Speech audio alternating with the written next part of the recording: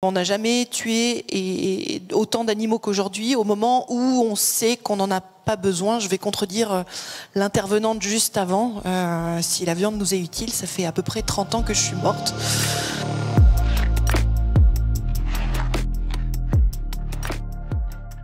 Et surtout, la maltraitance animale, quelque part, elle est institutionnalisée. C'est-à-dire qu'on a encore des animaux qui sont dans des élevages intensifs. C'est 80% des animaux qui sont tués en France dans les abattoirs qui proviennent d'élevages intensifs, c'est-à-dire d'élevages où ils n'ont aucun accès à l'extérieur.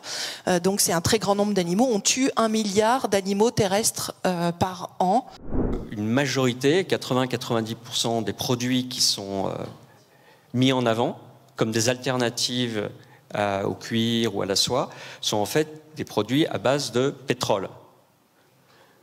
Et nous, on s'est fait une doctrine qui est qu'on veut se débarrasser du plastique dans l'ensemble de nos produits et l'ensemble de nos process. Donc on ne va pas commencer par remplacer quelque chose qui n'a pas de plastique par quelque chose qui en a. Voilà.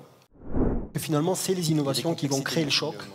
Et je crois que c'est ce qui est en train de se passer aujourd'hui. On le voit avec les recherches sur les travaux sur les alternatives à la fourrure, par exemple, l'utilisation du chanvre, etc., ou la viande cultivée, par exemple. Aujourd'hui, il y a une technique qui existe. Il faut laisser nos talents faire de la recherche, regarder le potentiel de cette innovation, encourager ces innovations, surtout s'il y a un potentiel supplémentaire moral.